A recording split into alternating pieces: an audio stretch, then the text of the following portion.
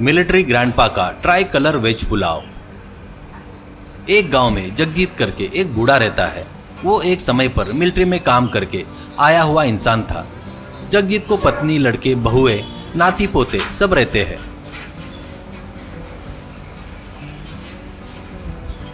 बच्चे स्कूल में पढ़ रहे थे। जगजीत की पत्नी और बहुएं मिलकर घर में पापड़ अचार बनाकर बेचते थे।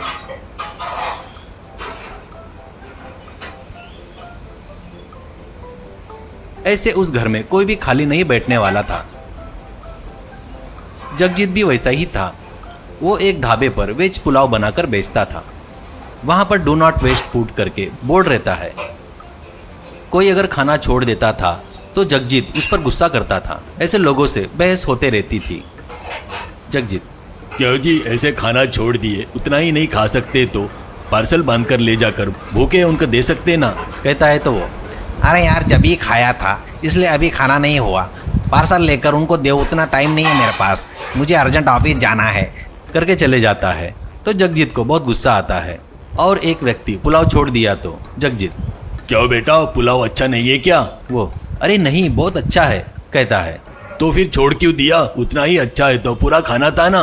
तो वो: सॉरी अंकल, अभी मेरे दोस्त ने फ़ोन किया कि वो कोई एक रेस्टोरेंट में है, मुझे भी लंच करने के लिए बुलाया है, इसलिए थोड़ा सा खाकर जा रहा हूँ करके चला जाता है। तो जगजीत: ये लोग ऐसा खाना क्यों वेस्ट कर रहे हैं?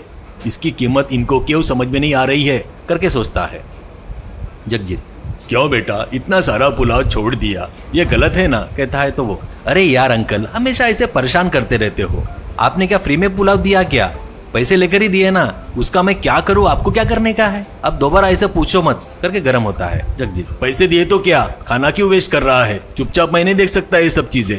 ऐसे कहता है तो वो: ऐसा है तो तुम्हारे पास मैं अभी कभी नहीं आऊंगा करके गुस्से से चला गया।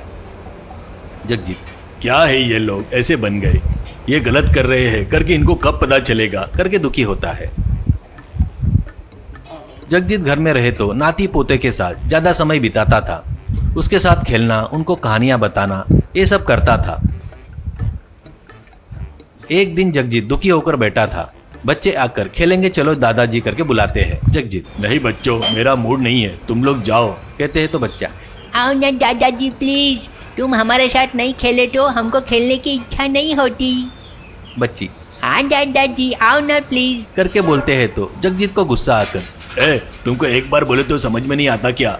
निकलो यहाँ से करके उन पर चिल्लाता है। कभी भी दादाजी का ऐसा गुस्सा नहीं देखे थे वो बच्चे, बेचारे डर जाते हैं। इससे बेचारे जगजीत को बहुत दुख होता है। जगजीत: सॉरी बच्चों, मैं थोड़े टेंशन में हूँ, इसलिए गुस्से में चिल्लाया तुम पर, मेरा खेलने का मूड नहीं है, थोड़ा समझ लो प्लीज। ऐसा कहता है तो बच्चा: अच्छा तो तुम्हारी प्रॉब्लम क्या है दादाजी, हमको बताओ। ऐसा कहता है। जगजीत उसके ढाबे पर लोग पुलाव वेस्ट कर रहे हैं करके उनके बारे में सब कुछ बताता है दुखी होकर। बच्चा: ये भी कोई प्रॉब्लम है क्या? इसका इलाज सीधा सीधा है। ऐसा कहता है। जगजीत: क्या ये बहुत छोटी सी समस्या है क्या, और इसका समाधान तुझे पता है क्या? वो क्या है बता बेटा। ऐसा कहता है। बच्चा: दादाजी तुम कल से एक काम करो, अपने ढाबे में ट्री कलर पुलाव बना के बेचो। वो तिरंगा अपने देश के झंडे के रंग का होना चाहिए, तभी उसे कोई नहीं छोड़ेगा। अगर पुलाव फेंकना है तो उन लोगों को देश के झंडे का अपमान किए ऐसा लगेगा। पक्का पुलाव पूरा खाएंगे या पार्सल लेके जाएंगे, देखना, मेरी बात पर विश्वास करो। ऐसा कहता है। जगजीत: अरे वाह, कितना बढ़िया आइडिया दिया बेटा, तू सच बोल रहा है, क्योंकि सीढ़ियों के बाजू की दीवार पर कुछ लोगों को गुटखा खाकर थूकने की आदत रहती है। वैसे लोग नहीं थूकना करके वहाँ पर भगवान के फोटो का टाइल्स लगाते हैं, मैंने देखा है, तब वो लोग थूकना बंद कर देते हैं।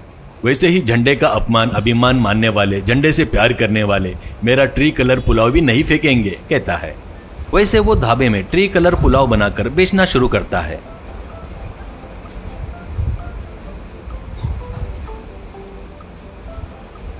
इससे लोग खाना छोड़ते नहीं, वेस्ट नहीं करते थे।